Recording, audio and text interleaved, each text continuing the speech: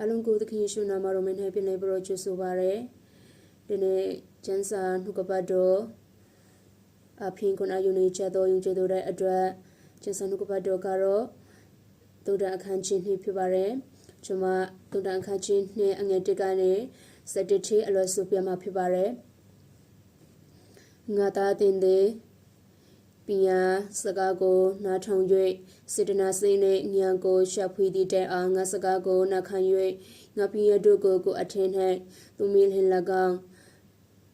တိပအတတ်ကိုခေါ်၍ဉာဏ်တို့သောအတန်ကိုလွှင့်လင်၎င်းငွေကိုရှာတတ်တဲ့ကဲ့သို့ပညာကိုရှာ၍ဝထသောဗန္ဒာကိုစူစန်တတ်တဲ့ကဲ့သို့ဉာဏ်ကိုစူစန်လင်၎င်းထောရဖေယာကိုကျောက်တော်တပေါ်၌ကျင်လေ၍ဖျားသခင်ကိုတည်တော်ညနေပေးဆောင်လိမ့်မည်အကြောင်းမူကားဖျားသခင်သည်ပညာကိုပြတော်မူတတ်၏နားလည်နေသောဉာဏ်သည်နှုတ်ကပတ်တော်အဖင်သာဖြစ်တတ်၏ဖြောမတော်တို့အဖို့ပညာယတနာကိုသူထားတော်မူ၏တရားသဖြင့်ကျင့်တော်တို့ကိုကွယ်ကားတော်မူ၏မိမိတန်ရှင်းသူတို့သည်တရားလမ်းကိုဆောင်ရှောက်မိအကြောင်း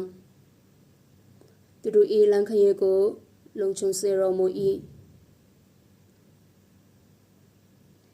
ကျေးဇူးတော်ကြောင့်တင်သည်ဖြောမစွာချင်းတရားသဖြင့်စင်ချင်းလေလိုစွာဆုံးဖြတ်ခြင်းမှစ၍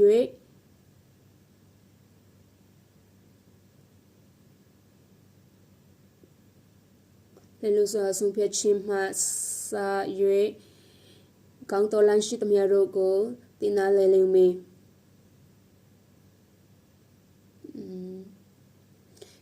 ပညာသည်တင်အင်းနှလုံးသို့ဝင်၍တင်သည်တချက်ချင်းမွေးလှသောအခါတမတတိသည်တင်ကိုဆောင်ထင်း၍ဉာဏ်သည်လည်းဆောင်ရှောက်သဖြင့်သုတော်လာမှကတင်လိမ့်မည်အာမင်ကျမ်းစာတဲ့တို့တိုင်း